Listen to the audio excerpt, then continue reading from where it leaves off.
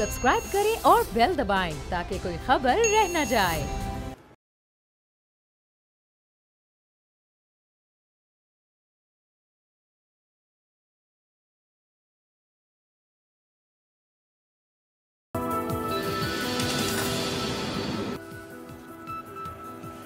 अस्सलाम वालेकुम व्यूअर्स, मैं हूं आपके साथ अमीर अब्बास और आप देख रहे हैं तब्दीली।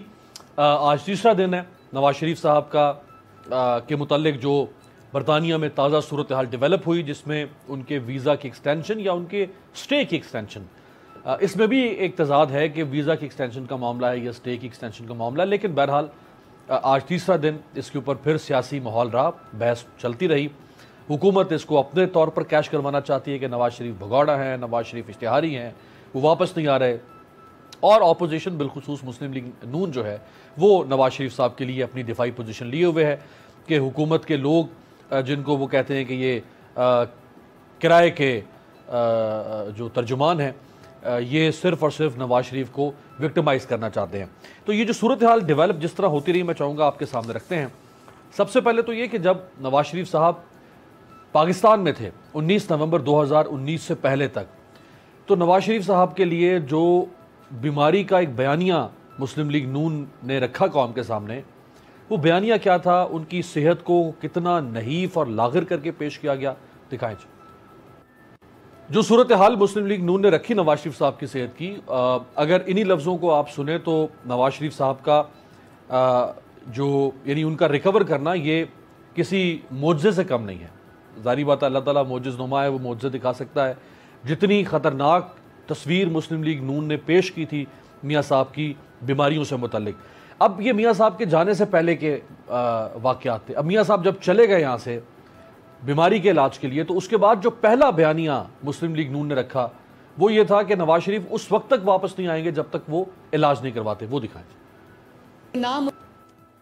जब बार बार सवाल किया जाता था मुस्लिम लीग नून से कि मियाँ साहब वापस क्यों नहीं आ रहे, मियाँ साहब इलाज क्यों नहीं करवा रहे, तो उस वक्त ये जवाब दिया जाता था। लेकिन जब बहुत जो उनका स्टे है वो प्रोलॉन्ग कर गया, यानी इलाज से भी बात आगे चली गई, अब 1.5 साल से भी ज़्यादा अरसा हो गया है, तो फिर मुस्लिम लीग नून ने अपना बयानिया तब्दील कर दिया। वो क्या बयानिया था वो दिखाएं। जब इलाज का बयानिया ज़्यादा देर तक ठहर नहीं पा रहा था, तो फिर मुस्लिम लीग नून ने यह बयानिया बना लिया कि नवाज शरीफ साहब की जान को ख़तरा है, अगर वो वापस पाकिस्तान आएंगे तो खुदा न खास्ता उनकी जान ली जा सकती है। मेरे साथ जो 3 मोतबर शख्सियात मौजूद हैं, राजा आमिर अब्बास साहब पाकिस्तान के मारूफ माहिर आईन कानून हैं, साबिक डेप्यूटी प्रोसिक्यूटर जनरल नैब रह चुके हैं, आपका बहुत शुक्रिया राजा साहब। जनरल रिटायर्ड एजाज हुसैन आवान साहब सियासी और दिफाई तज्ज़िया निगार हैं, हमें ज्वाइन कर रहे हैं वीडियो लिंक पर, सर आपका बहुत शुक्रिया।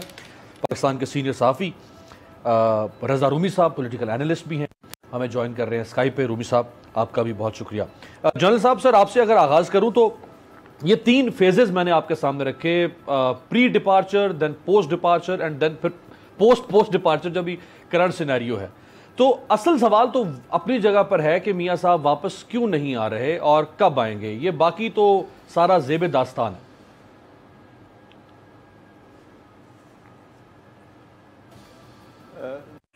मरियम नवाज की बात को मैं बाकी जितने कमेंटेटर्स हैं को ज़्यादा ऑथेंटिक समझता हूँ, या ये समझता हूँ कि वो नवाज शरीफ की ज़ाती आवाज़ है। उन्होंने कहा कि अगर उनकी ज़िंदगी को कोई ख़तरा ना हो, और दूसरी शर्त उन्होंने ये रखी कि उनके साथ नाइंसाफ़ी नहीं हो, उनको इंसाफ मिलेगा, तो मैं आज शाम की फ़्लाइट से उनको बुला लूँगी। इसका मतलब है वो तंदुरुस्त हो चुके हैं, इलाज कामयाब हुआ, सेहतयाब हो चुके हैं। अब मसला है अदम इंसाफ का या इंसाफ के अदारों पर अदम एतमाद का और लाइफ थ्रेट का किसकी तरफ से है ये उन्होंने इशारा नहीं दिया, लेकिन वो समझती हैं उनकी ज़िंदगी को ख़तरा है। तो एक सेहतमंद आदमी जब इंतखाब करता है और एक तरफ वो पॉलिटिकल एम्बिशन हार्बर करता है और दूसरी तरफ ये तकाजा करता है कि मुझे ज़मानत कोई और दे कि मेरी ज़िंदगी को ख़तरा नहीं है, ज़िंदगी तो सिर्फ अल्लाह देता है, मौत तो कोई नहीं दे सकता। मौत इंसान का तहफ़्फ़ुज़ करती है उस वक़्त तक जब तक वक्त पूरा ना हो जाए। और जो सियासत में कदम रखते हैं या जो अपने आप को लीडर कहने का दावा करते हैं, वो ज़मानतें इस तरह की नहीं मांगते। और मुल्क का अदालती निज़ाम जिसमें वो 3 साल वज़ीर आज़म रहे, 3 दफ़ा वज़ीर आज़म रहे, और जिन्होंने सुप्रीम कोर्ट पर हमला भी करवाया, अब अगर वो समझते हैं कि अदालती निज़ाम इंसाफ देने की अहलियत नहीं रखता या इंसाफ नहीं है, तो मैं समझता हूँ जिम्मेदारी उन्हीं पे आती है। वो इस वक्त बहुत मुश्किल सूरत हाल में फंस चुके हैं, उनके लिए बड़े मुश्किल ऑप्शंस रह गई हैं, सिवाय आने के मेरे ख्याल में उनके पास अब ऑप्शन कोई नहीं है, क्योंकि उनकी जो मौजूदा सूरत हाल है उसमें इस कंट्रडिक्शन को छोड़ दें कि वीज़ा एक्सपायर है, जिस तरह क्या मरियम औरंगजेब ने या खाकान अब्बासी साहब ने कहा कि नहीं 18 मंथ्स के बाद एग्जिट करके एंटर होना है इंग्लैंड में, जो रिक्वायरमेंट है। अब बरतानिया क्या उनके लिए एक फर्द वाहिद के लिए अपने कवानीन में तब्दीली करेगा? क्या वो एक्सपायर्ड पासपोर्ट पे एग्जिट और री एंट्री कर सकते हैं? क्या वो पाकिस्तान हाई कमीशन तशरीफ लाएंगे नया पासपोर्ट लेने के लिए? और वो जब पाकिस्तान हाई कमीशन तशरीफ ले आते हैं तो जो टेरिटरी ऑफ पाकिस्तान बन जाता है और है कानूनन, जब वो उसमें दाखिल होते हैं तो क्या सुप्रीम कोर्ट का एक फ्यूजिटिव, एक एब्सकॉन्डर क्या वहां गिरफ्तार हो सकता है?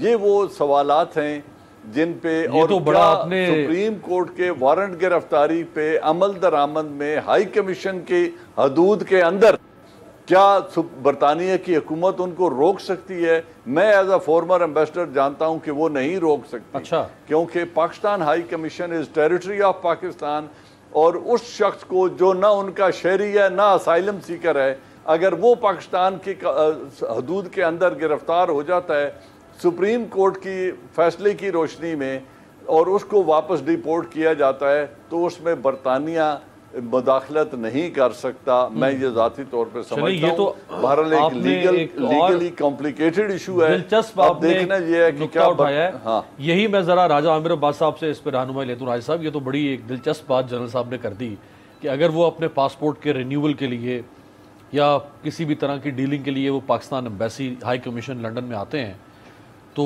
उनको वहाँ गिरफ्तार किया जा सकता है पाकिस्तानी अथॉरिटीज़ की तरफ से। ये मुमकिन है?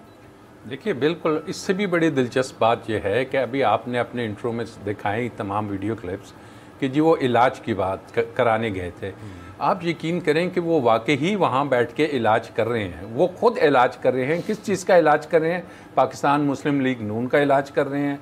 वो इस मुल्क के अदालती सिस्टम का इलाज कर रहे हैं, और वो उन लोगों का इलाज कर रहे हैं जिन्होंने इनको बैरून मुल्क जाने की इजाज़त दी। कि पाकिस्तान की हिस्ट्री में आज तक ऐसी बात नहीं है कि एक कॉन्विक्ट को जो कि यहाँ पे सज़ा याफ्ता हो उसको आपने अपनी अदालती जुरिस्डिक्शन से निकाल के एक फॉरेन जुरिस्डिक्शन में भेज दिया। और सुप्रीम कोर्ट में ये बात भी हुई थी कि उस जुरिस्डिक्शन में कल को अगर वो ना आए तो कैसे अमल दरामद करेंगे, हम कैसे अपनी जुरिस्डिक्शन एक्सटेंड करेंगे। अब जो जुरिस्डिक्शन एक्सटेंड करना है उसका वाहिद तरीका जो नज़र आ रहा है, जो जनरल साहब ने बताया कि अगर वो पाकिस्तानी जो आपका हाई कमीशन है उसमें अगर वो तशरीफ़ लाते हैं तो वो पाकिस्तान की जुरिस्डिक्शन यकीनन है, वो टेरिटरी ऑफ पाकिस्तान है, वहाँ पे पाकिस्तानी कवानीन इम्प्लीमेंट होते हैं। ऑल दो के लॉ ये भी है कि आपकी जो जजमेंट्स हैं वो बैरून मुल्क जो है वहाँ भी एग्जीक्यूट हो सकती हैं, वहाँ भी इम्प्लीमेंट हो सकती हैं। लेकिन हुकूमत ने शायद अभी तक उनके हाई कोर्ट्स और उनकी अदालती सिस्टम में जाके इस प्रोसेस को शुरू ही नहीं किया। अब बात हो, लेकिन क्यों नहीं किया? यहाँ तो सारा दिन इमरान खान साहब और उनकी टीम कौम को सुना रही है जी छोड़ेंगे नहीं और तोड़ देंगे, मार देंगे, गिरा देंगे। तो यही नजर आ रहा है ना कि आप वहाँ के होम डिपार्टमेंट से आपने शुरू करना था। आपने वो जो जायदादें पाकिस्तान में फ्रीज हुई हैं, पहले तो कहा जा रहा था कि जी उनकी अपीलें पेंडिंग है, जुर्माना जो हुआ था जी अकाउंटेबिलिटी कोर्ट से, जुर्माना के अलावा कन्फिस्केशन एक तो आपको हुआ था कि आपने ये जुर्माना देना है, फिर confiscation of these Avenfield apartments, इनको कन्फिस्केट कर लिया गया था बहक के सरकार। अब आपने शुरू में कहा कि जी चूंकि अपीलें पेंडिंग हैं हो सकता है ये बरी हो जाएं। अब तो अपील भी मियां नवाज शरीफ की डिसमिस हो चुकी है, ये इस्लामाबाद हाई कोर्ट से। इस्लामाबाद हाई कोर्ट से। अच्छा, जो आपने वो इलाज की बात की ना कि मियां साहब क्या इलाज कर रहे हैं, मैं जरा चाहूंगा ये मरियम बीबी ने कुछ फरमाया था, ये जरा राजा साहब को दिखाएं।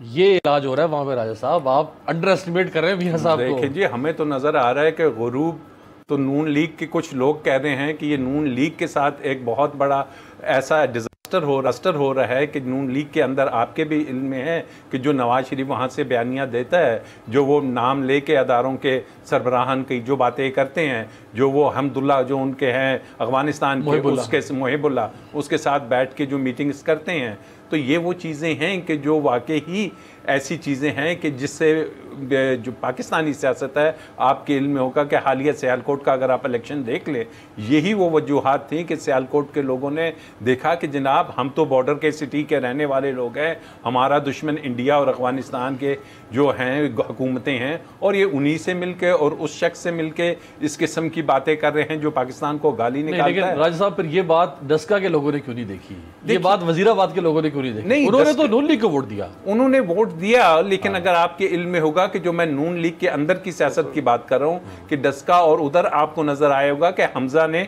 बड़ी कैंपेन की थी, और हमजा की जो पॉलिटिकल उसमें है अपनी पार्टी में विंग है वो अब भी एक्टिव है, लेकिन इन इलेक्शंस में वो आपको नज़र नहीं आए। कश्मीर में भी आपको शहबाज शरीफ नज़र नहीं आया। तो ये वो चीज़ है कि जो नून लीग के अंदर की पॉलिटिक्स को डिस्टर्ब कर दिया है, और अब मियाँ शहबाज शरीफ साहब ने एक स्टांस लेना है। क्लियर है, इसको अगर हम आंखें बंद कर लें कि मियाँ शहबाज का चचा का और भतीजी का डिफरेंस नहीं है। अच्छा, तो डिफरेंस उस पे हालिया जो भी इंटरव्यू है शहबाज शरीफ साहब का, उसमें से मैं कुछ सुनवा के आपसे और उस पर कॉमेंट भी लूंगा, लेकिन रजा रूमी साहब को भी शामिल करते हैं। रूमी साहब, जो जनरल साहब ने पॉइंट उठाया कि जो मरियम साहबा ने फरमाया कि अगर आज नवाज शरीफ साहब की ज़िंदगी की ज़मानत मिल जाए तो हम उनको आज शाम की फ़्लाइट में ले आते हैं, तो इसका मतलब ये है कि वो खुद अपनी ज़बान से कह रही है कि अब मसला इलाज नहीं रहा, अब मसला सेफ्टी एंड सिक्योरिटी है। मियाँ साहब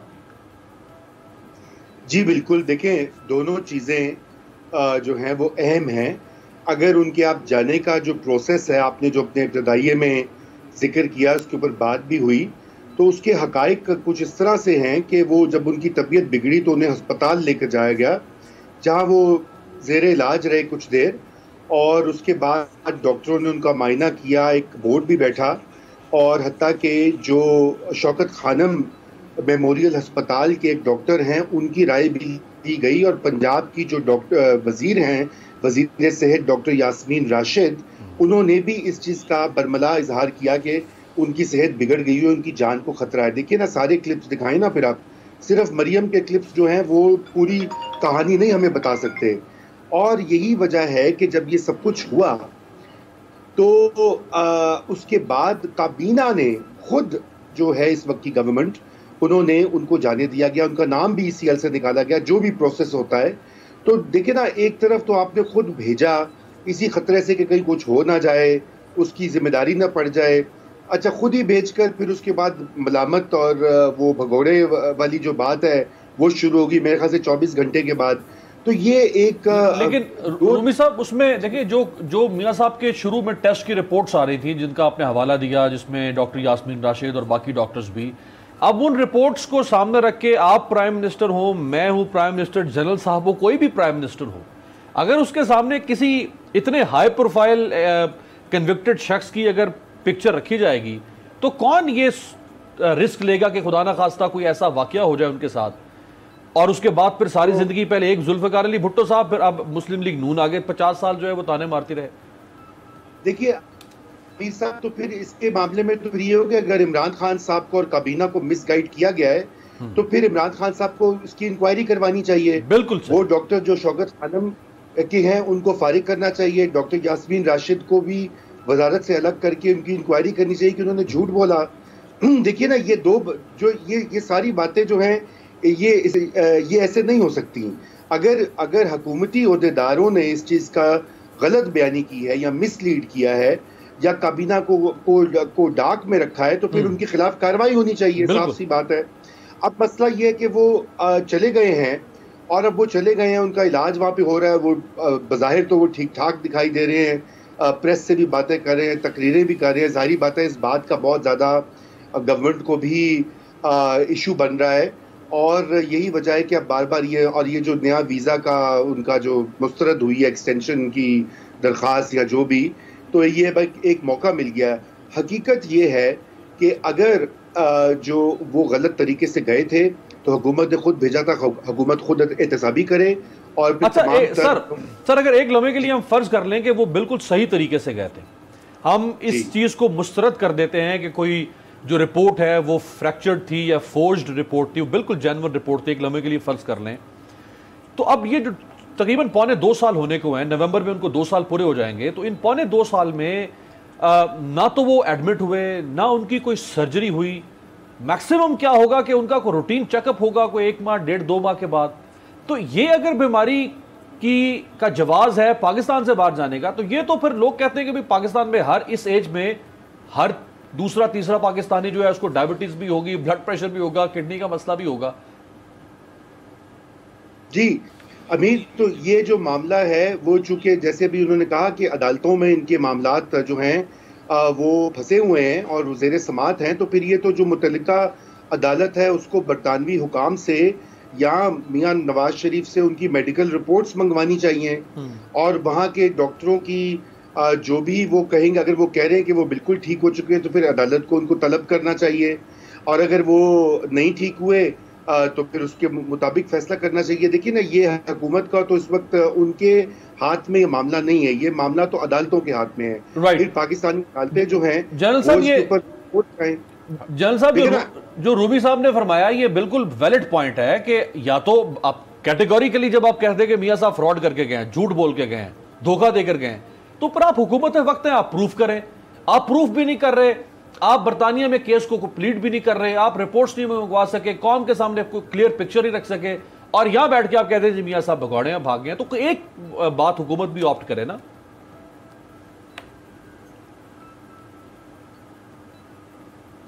देखिए, हुकूमतों के ये जो अल्फाज हैं ना, भगोड़े और ये हो गया वो हो गया, ये तो हमारा जो एक सियासी कल्चर है उसमें अभी एक नॉर्म बन चुका है कि पार्लियामेंट के अंदर हों या पार्लियामेंट के बाहर हों, जो भी लफ्ज़ इस्तेमाल करना है बेदरेक करें। कौन सी आंसरेबिलिटी है, कौन सी उसकी कोई अकाउंटेबिलिटी है, या कौन सा उसका कोई मॉरल बर्डन है, चाहे पेट फाड़ना हो, लटकाना हो, उल्टा लटकाना हो, कुछ करना हो, ये सारी सियासी बातें बाहर बैठ के तो होती हैं।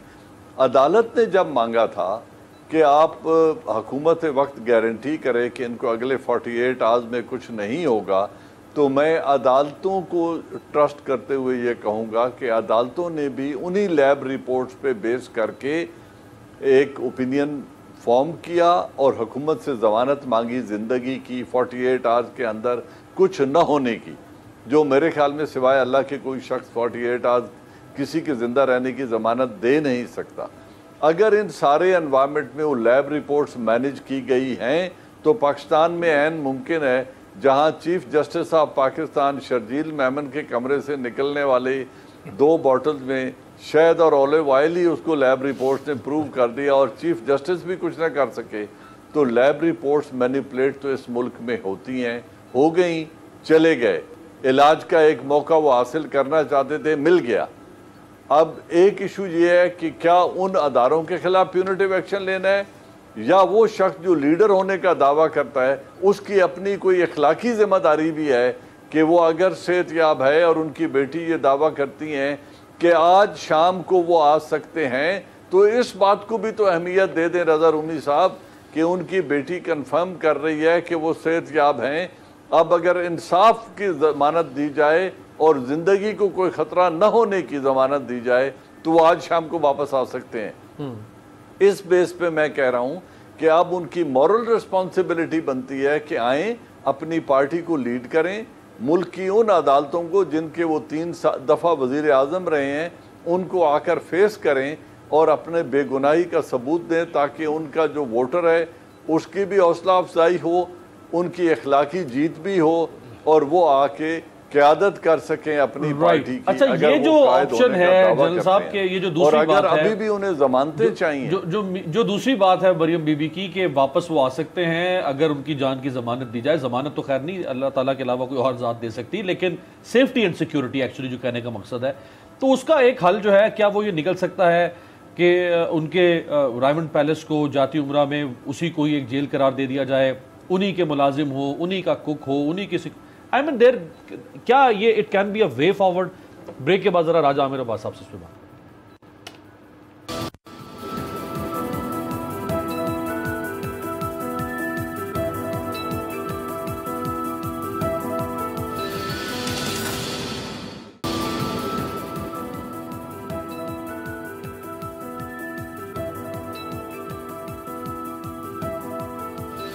ब्रेक के बाद खुश आमदेद।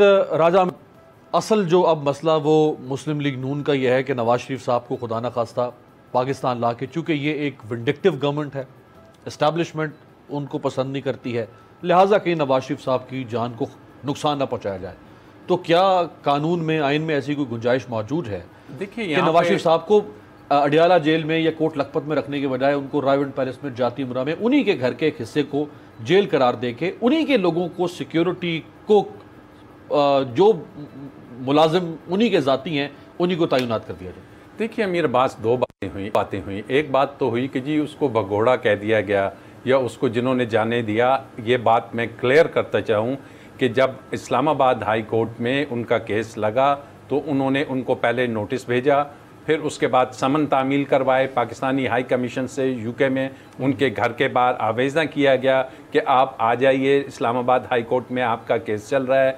फिर उनसे मेडिकल रिपोर्ट्स मंगाई गई, वो तमाम चीज़ें इस्लामाबाद हाई कोर्ट में कंसिडर हुई और उस मेडिकल रिपोर्ट्स को इस्लामाबाद हाई कोर्ट ने कंसिडर नहीं किया। उन्होंने कहा कि इसमें नाकाफ़ी रिपोर्ट्स हैं कि जो ये साबित करे कि वो ना ट्रैवल कर सकते हैं या उन्हें कोई ऐसा मर्ज़ है कि जिसका इलाज पाकिस्तान में मुमकिन नहीं। फिर एक क्रिमिनल प्रोसीजर का एक उसमें सेक्शंस हैं 87, 88, उसकी कार्रवाई हुई मुकम्मल तौर पे, and after that now he is a declared absconder by the high court of Pakistan. अदालत आलिया पाकिस्तान ने उन्हें डिक्लेयर कर दिया है कि वो फ्यूजिटिव ऑफ लॉ हैं, वो भगोड़े हैं और वो एब्सकॉन्डर हैं। ये कोई पॉलिटिकल टर्म नहीं है, ये पॉलिटिकल टर्म नहीं है, this apex court of the legal term जो कि उसको डिफाइन करती है। And the moment he lands in Pakistan उनको अरेस्ट किया जाएगा। अब अरेस्ट करने के बाद जो आपने बात कर दी, देखिए इस मुल्क का एक आइन है, उस आइन में आर्टिकल 25 है जो कि कहता है कि किसी भी शख्स को डिस्क्रिमिनेशन नहीं होगी, रंग, नस्ल या किसी भी बुनियाद पे आप ये नहीं कह सकते कि ए को ट्रीटमेंट और होगी, बी को ट्रीटमेंट और होगी। आपका कानून इस चीज़ की इजाज़त नहीं देता। हाँ, अंडर ट्रायल जब प्रिजनर्स होते हैं, क्या उनका केस चल रहा हो तो आप उनको ऐसी कस्टडी में रख सकते हैं, लेकिन once he is a convict तो उसने जाना जेल में ही है। अब बात यह है कि जनाब उसने अगर जेल में जाना है तो फिर आप रायविंड में अगर उसको लेके जाते हैं तो क्या इस मुल्क की जेलों में लाखों और कैदी नहीं है सर? लेकिन वापस भी तो आपने लाना है ना वो, वरना वापस ही नहीं आएंगे, कहते जाओ भाई मैं नहीं वापस आता। देखिए इसी रायविंड में अब बात तो नहीं करनी चाहिए। अगर रायविंड की बात होती या दूसरी, उनकी वालदा की डेथ हुई, पहले उनकी जो हसन और हुसैन की वालदा की डेथ हुई, फिर अभी एक और अजीज उनके जी, अब वो आबिद शेर अली की वाइफ की डेथ हो गई, कोई शख्स नहीं आया। बात यह है कि उन्होंने ये डिसीजन लिया, खुद आबिद शेर अली नहीं आए तो और किसने आना था? उन्होंने ये डिसीजन लिया हुआ है कि मैंने पाकिस्तान नहीं जाना। अब ये पासपोर्ट का इशू कोई इतना बड़ा इशू नहीं होगा क्योंकि जो यूके के लॉज हैं उसमें बहुत सी अदर रेमेडीज अवेलेबल हैं जिनको वो अवेल करेंगे। साल 2 साल 2023 तक जब नए इलेक्शन होने हैं वहाँ पे ठहरना मैं समझता हूँ कोई उनके लिए प्रॉब्लम नहीं होगा, तो वो ठहर लेंगे। अभी भी अपील की है, अपील 6 से 1 साल लगता है, फिर उसके ऊपर वाली कोर्ट फिर रिव्यू होता है, फिर हाई कोर्ट जा सकते हैं। तो ये तो ना आने वाली बात, 2023 की बात हो रही है, इलेक्शंस आएंगे, क्या सिचुएशन बनती है, क्या उस वक्त जुडिशरी का हाल होता है, कौन चीफ जस्टिस होता है, क्या होती हैं, ये तमाम चीज़ें हैं जो कि सामने मद्देनज़र रख के उन्होंने वापसी का अपना फैसला करना है और गालिबन उन्होंने एक स्ट्रेटजी बना भी ली हो, प्लान भी उनके पास भी होगा। तो ये वो पोजीशन है। रूबी साहब, मैं ये जब नवाज शरीफ साहब को इस्लामाबाद हाई कोर्ट ने, not civil and session court, जब उन्होंने एब्सकॉन्डर करार दिया तो जो जस्टिस मोहसिन अख्तर कियानी साहब ऑनरेबल, उन्होंने जो रिमार्क्स दिए वो रिमार्क्स ये थे कि कल नवाज शरीफ वापस आकर ये नहीं कह सकते कि मुझे वारंट गिरफ्तारी का इल्म नहीं। नवाज शरीफ कल ये मौक़िफ़ इख्तियार नहीं कर सकते कि मुझे मौका नहीं दिया गया। मुजरिम हुकूमत और अवाम को धोखा देकर लंदन रवाना हुआ और अब लंदन बैठकर हंसता होगा कि कैसे सारे निजाम को धोखा देकर चला गया। ये तो कोर्ट के रिमार्क्स है, ये तो किसी पॉलिटिकल राइवल के रिमार्क्स नहीं है। देखिए कोर्ट्स ने भी जिस तरह से पैनामा के केस के दौरान कंडक्ट किया उस पर भी बहुत सारे सवालात उठाए गए थे और उठाए जा रहे हैं। और बहुत से माहिर कानून ऐसे हैं जो ये समझते हैं कि उस पूरे अमल में जो कानून और इंसाफ के तकाजे हैं उनको मलहूज नहीं रखा गया। बहरहाल ये एक बड़ी लंबी बहस हो जाएगी। किसी एक या दो जजेस के रिमार्क्स के ऊपर बात करनी जो है, मैं नहीं चाहूंगा कि नहीं, ये तो डिसीजन है कोर्ट का सर। देखिए जी, डिसीजन भी होते हैं, वो भी आगे जाते हैं, उनकी अपील होती है। सुप्रीम कोर्ट ने तो उनको अपील का राइट ही नहीं दिया था। जो केस उन्होंने किया जहाँ पे उनको नाअहल करार दे दिया गया, ये भी एक कमाल की बात थी कि हर जो शख्स जो अक्यूज्ड होता है उसको राइट ऑफ अपील होता है मुख्तलिफ फोरम्स के ऊपर। यहाँ पर सुप्रीम कोर्ट ने खुद ही जो है वो जो है चाकू छुरी चलाकर तो नाअहल भी करार दे दिया और जो है जो उनके ओहदे से भी अलग कर दिया। तो बात यह कि ये तो बड़ी हमारे यहाँ एक तल्ख तारीख है हमारी अदालतों की, वो भी एक लंबी बात हो जाएगी। बात यहाँ पर यह है कि यहाँ पर 2-3 इश्यूज जो हैं वो आपस में कंफ्यूज हो गए हैं। पहला इशू तो जो है वो तो उनकी सेहत का, उसके हकायक हुकूमत का खुद भेजना है।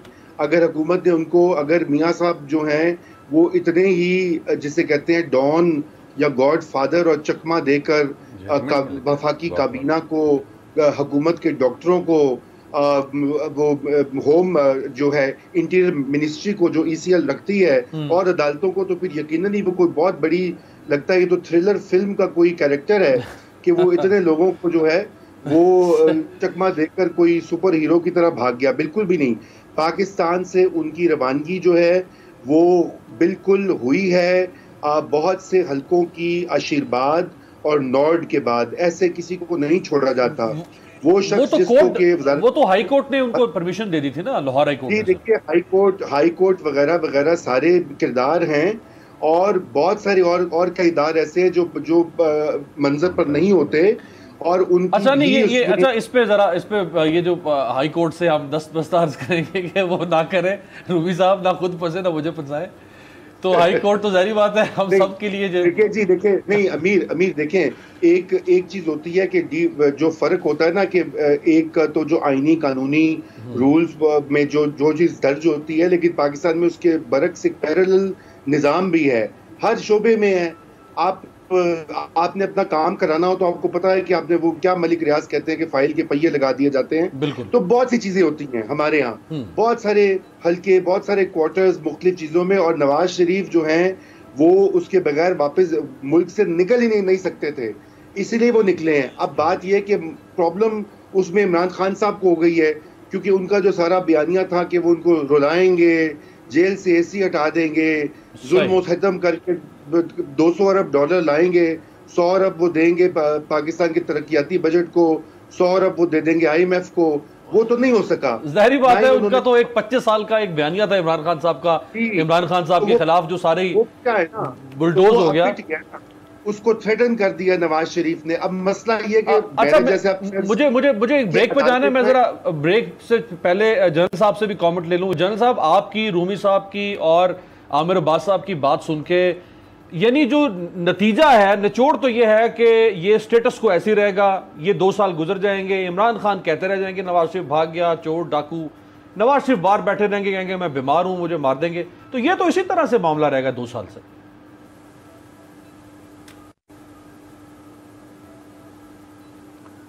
देखिए, रज़ा रूमी साहब तो आज मुझे इतने भोले लगे हैं कि बहुत ही मीठे और अच्छे लगे हैं कि इतनी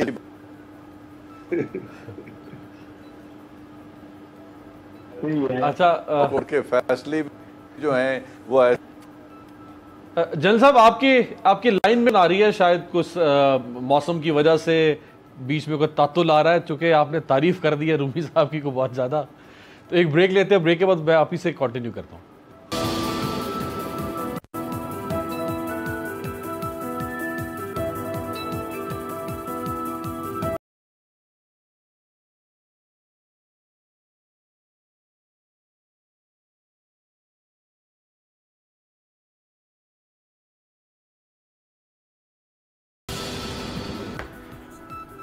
ब्रेक के बाद खुशामदीद। जनरल साहब, जो रज़ा रूमी साहब का मौक़िफ़ था, उन्होंने बड़े वाज़े, आप उनसे इत्तफ़ाक़ इख्तलाफ कर सकते हैं अपनी जगह पे, लेकिन वो वाज़े तौर पे कह रहे हैं कि देयर इज समथिंग फिशी, चीज़ों के अंदर गड़बड़ भी होती है, एक पैरेलल सिस्टम भी काम कर रहा होता है। लेकिन खुलासा ये है कि नवाज शरीफ साहब वापस नहीं आ रहे इमरान खान साहब के इन 2 सालों में, और अगर इमरान खान साहब फिर 2023 में प्राइम मिनिस्टर बन गए तो वो अगले 5 साल भी नहीं आएंगे।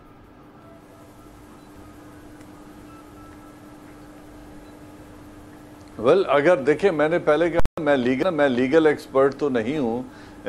अगर वहाँ के कवानीन को इस तरह बरतानिया के कवानीन को बेंड किया जा सकता है, या वहाँ कोई प्रोविज़न ऐसी मौजूद है कि एक्सपायर्ड पासपोर्ट के बावजूद एक स्टेटलेस पर्सन वहाँ पे रह सकता है असाइलम लिए बगैर और हॉस्पिटल एडमिशन कराए,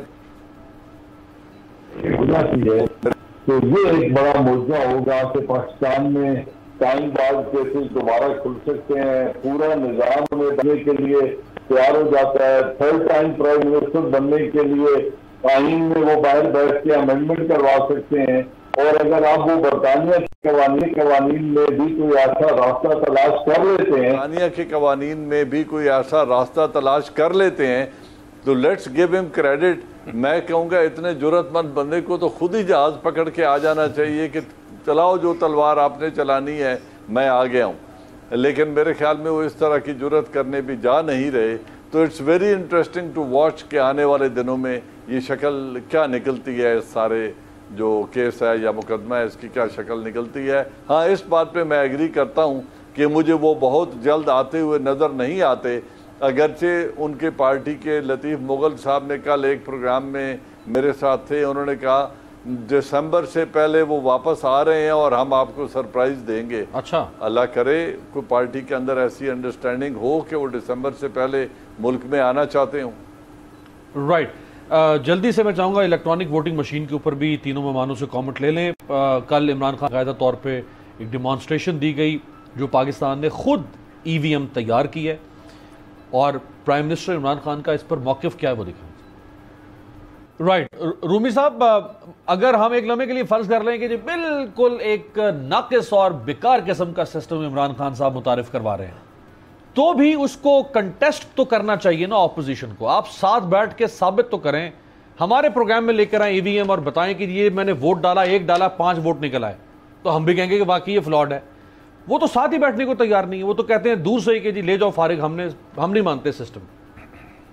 जी, बहुत अफसोसनाक बात है। इसके ऊपर जो है हमें इत्तफाक राय की बहुत ज़रूरत है सियासी हलकों में, और ये अगर ये हो जाता है तो ये एक अच्छा स्टेप होगा शफाफियत के लिए। लेकिन मैं सिर्फ इतनी अर्ज़ कर दूं कि ये इतनी उजलत में नहीं होता। दुनिया में जहाँ जहाँ इसको आजमाया गया है, मसलन हमारे पड़ोस में हिंदुस्तान है या चंद तरक्की याफ्ता ममालिक है, वहाँ पर भी बड़ा वक्त लगता है इसको टेस्ट करने में और इसको फुल प्रूफ बनाने में। हमारे यहाँ तो उसके अलावा एक बहुत बड़ा मसला जो है वो मसला इंफ्रास्ट्रक्चर का है कि बहुत से इलाकों में जहाँ पे बिजली आती जाती है बिजली नहीं होती। बलूचिस्तान के बहुत से इलाके हैं, खैबर पख्तूनख्वा के, सिंध के, हत्ता के पंजाब के भी देही इलाके हैं, तो वहाँ पे अगर बिजली बैठ जाएगी, लोड शेडिंग होगी, तो फिर वो RTS वाला ही मामला हो जाएगा ना। तो ये सिर्फ मशीनें लाने से नहीं होगा, मशीनों के साथ इंसान जो हैं उनको भी ट्रेन करना होगा, और जो नेसेसरी इंफ्रास्ट्रक्चर है उसके बगैर ये एक्सपेरिमेंट कामयाब नहीं होगा। इसलिए बहरहाल ये तमाम तहफ़्फ़ुज़ात जो है ये पार्लियामान को डिबेट करने चाहिए। इस वक्त सिर्फ इलेक्ट्रॉनिक वोटिंग नहीं अमीर, बहुत बड़े बड़े मसाइल जो पाकिस्तान को इस वक्त दरपेश हैं उनके ऊपर कौमी इत्तफाक़ राय नहीं बन, और ये अच्छी चीज़ नहीं है। मेरे ख्याल से इसका इदराक होना चाहिए कि हुकूमत वक्त भी, पार्लियामेंटेरियंस को भी और इसको भी। अच्छा, रूमी साहब, ये जिन तहफ़्फ़ुज़ात का आपने इज़हार किया ये बिल्कुल बजाय, ये हमारे भी जहनों में हैं कि जिस तरह पाकिस्तान में अब अगर आप खैबर पख्तूनख्वा में हैं, इंटीरियर सिंध के अंदर हैं, बलूचिस्तान में लाइट नहीं, आपकी मशीनें कैसे काम करेंगी? There are so many question. But सवाल यह है कि वो तो साथ बैठने को तैयार ही नहीं है। वो यही सवाल उठाए ना, इमरान खान के सामने रखे ना बैठ के साथ, वो तो बैठ ही नहीं रहे। वो कहते हैं मानते नहीं है, दूर से ही कह देते हैं। तो देखिए, दुनिया भर में जमहूरी निज़ाम जो होता है वो बारगेन, कॉम्प्रोमाइज उस पर चलता है। कुछ लो दो, कुछ लो की पॉलिसी पर होता है। बड़ी बड़ी जमहूरियतों में भी होता है कि आप मिल बैठ कर देखते हैं, आप पूछते हैं अपोजिशन से। यहाँ पे ऐसा कोई है ही नहीं मामला, क्योंकि रुझान जो है वो ये है कि अपोजिशन तो सारी चोर है, एक भगोड़ा है, एक डाकू है और वगैरह वगैरह, और उनको फांसी देनी है। PTI सपोर्टर्स तो इस तरह की ट्वीट्स करते हैं कि इनको कैपिटल पनिशमेंट दे दी जाए और मुल्क में ताहयात वज़ीर आज़म बना दिया जाए इमरान खान को। अब देखें ना इसमें कौन सी इत्तेफाक राय होगी। ये भी आपको अच्छी तरह पता है अमीर, आप मुझसे बेहतर जानते हैं, आपका मुतालिया भी मुशाहिदा भी बेहतर है कि जो हुक्मरान पार्टी होती है पार्लियामेंट में, ये उसके ऊपर जिम्मेदारी होती है कि वो किस तरह से दीगर फोर्सेस को इकट्ठा करे।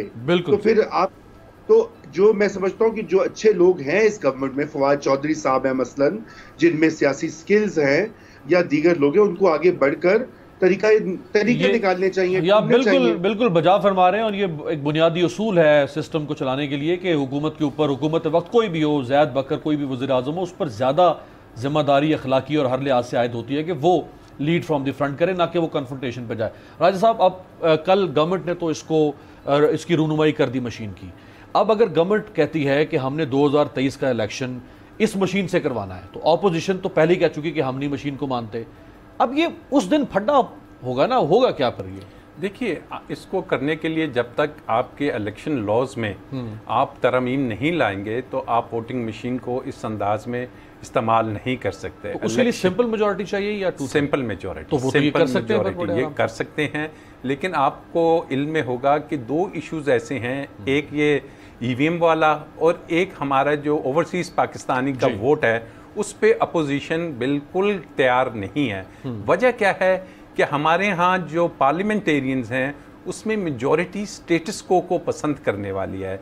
हमने देखा, मैं एज ए लॉयर हर दफ़ा इलेक्शन की पिटिशंस करता हूँ, तो इलेक्शन में हम देखते हैं कि कहीं पे जेली ठप्पे लग रहे होते हैं, बोगस शनाख्ती कार्ड 30-30, 40-40 हज़ार होते हैं, करोड़ों रुपए दे के वोट खरीद लिए जाते हैं। तो ये सिस्टम बहुत से पार्लियामेंटेरियंस को जो अभी हैं सूट करता है। उन्हें ये सूट नहीं करेगा कि जनाब फेयर और फ्री इलेक्शंस हों, ओवरसीज़ हों। अब जैसे बात हुई कि जी पीटीआई में जो अच्छे लोग हैं, जैसे रूमी साहब ने कहा, फवाद चौधरी साहब का नाम लिया उन्हें, तो ये ईवीएम फवाद चौधरी का ही प्रोजेक्ट था, वो जब साइंस एंड टेक्नोलॉजी के मिनिस्टर थे, और उन्होंने इसको इंट्रोड्यूस भी कराया था, तो ये वही लेके आए हैं। बात है कि जब तक आपकी लेजिस्लेशन नहीं होगी तो आप इलेक्शन के लॉज को चेंज नहीं कर पाएंगे, और अगर लॉज चेंज नहीं होते तो फिर आपने यकीनन उसी पुराने सिस्टम के तहत इलेक्शंस करने हैं जिसके तहत आपने इलेक्शन कमीशन को बनाया। 2023 के बाद फिर यही रोना धोना। देखिए, बात यह है कि जी इसको बड़ा टाइम चाहिए होता है, कोई इतना टाइम नहीं चाहिए होता। अभी भी 2 साल हैं। 2 साल में ये जो तहफ़्फ़ुज़ात हैं कि जी बिजली चली जाएगी, आप उसके साथ बैकअप रख सकते हैं, 100 चीज़ें हैं। लेकिन बात यह है कि जैसे अभी बात हुई कि वो कहते हैं दुनिया भर में जो अपोजिशन होती है उसके साथ बार्गेन की जाती है। अब यहाँ पे मसला ये है कि वो जो बार्गेन है वो वही एनआरओ है जो इमरान खान कहता है कि ये बार्गेन करना चाहते हैं अपने केसेस, हम आपकी मान लेते हैं, आप हमारे केसेस खत्म करें तो इलेक्शन के भी रिफॉर्म्स आ जाएंगे, सारी हम आपकी मान लेंगे, अनकंडीशनल आ जाएंगी। लेकिन खुदारा ये केसेस छाड़ दो, केसेस छोड़ें। जनरल साहब, सर ये देखें, रिजर्वेशन अपनी जगह पे एक नया सिस्टम है, बहुत सारे उसमें हिस्सा आ सकते हैं, मसले होंगे, लेकिन हमारे पास 2 साल हैं, उसमें ज़िमनी इलेक्शन भी आ सकते हैं। जैसे आज ही गिलगित बल्तिस्तान में एक ज़िमनी इलेक्शन हुआ है, लोकल गवर्नमेंट इलेक्शन भी आएंगे, तो ट्राई तो किया जा सकता है इस सिस्टम को जनरल इलेक्शन से पहले। देखिए, राजा साहब ने बड़ी कॉम्प्रिहेंसिव बात कर दी है, और उसमें 2 चीज़ें मैं सिर्फ ये कहना चाहता हूँ कि शफाफ इंतखाबात डेमोक्रेसी के वकार के लिए और स्टेबिलिटी के लिए बहुत ज़रूरी हैं, ताकि लोगों को भी एतमाद हो कि जिनको मैंने वोट दिया है वही लोग बरसर इक़्तिदार आए हैं। लेकिन जो मौजूदा पॉलिटिकल एलीट है वो स्टेटस को चाहती है, वो उन वोटर कैप्टिव वोटर्स का वोट लेके कॉन्स्टिट्यूएंसीज, ये जो इलेक्टेबल का नोशन है ना, इलेक्टेबल उसी कॉन्स्टिट्यूएंसी में इलेक्टेबल है, और वो कॉन्स्टिट्यूएंसी लूज नहीं करना चाहता, लिहाजा वो ओवरसीज पाकिस्तानीज को वोट नहीं देगा, क्योंकि न वहाँ गलियों का वादा चलेगा, न बिजली देने का वादा चलेगा, न नौकरियाँ दिलवाने का वादा चलेगा, न वो मैनिपुलेट हो सकेंगे। एक बात। दूसरी, इलेक्ट्रॉनिक वोटिंग मशीन, यस 2 साल बहुत अरसा है, और अगर ये इतनी बड़ी मशीन नहीं है तो इंडिपेंडेंट सोलर सेल से भी चल सकती है और इसको चलाया जा सकता है, बिजली के भी हल तलाश किए जा सकते हैं। जनरेटर भी रखा जा सकता है, सोलर सेल भी दिया जा सकता है, कोई बैटरी ऑपरेटिंग सिस्टम भी 2 सालों में बनाया जा सकता है। ये कोई ऐसी अनहोनी बात नहीं है कि बिजली की अदम मौजूदगी सारा निज़ाम तबाह कर देगी। विल होनी चाहिए, और यहाँ जो लैक करते हैं स्टेटस को पॉलिटिशियन, वो विल लैक करते हैं ट्रांसपेरेंट इलेक्शन के लिए। राइट, मेरा ख्याल है यही आपने बड़ी आपने ये बात कही है जनरल साहब कि अगर नीयतें ठीक हो, और इसमें किसी फर्द की बात नहीं, हर तरफ से हुकूमत हो ऑपोजिशन हो, अगर नीयत ठीक हो लोगों की तो हर मसले का आप 1000 हल निकाल सकते हैं, और अगर आपकी नीयत ठीक ना हो तो आप हर मसले के सामने 10,000 रुकावटें खड़ी कर सकते हैं। आपसे मुलाकात होगी अगले हफ्ते, देखते रहिएगा तब्दीली। सब्सक्राइब करें और बेल दबाएं ताकि कोई खबर रह न जाए।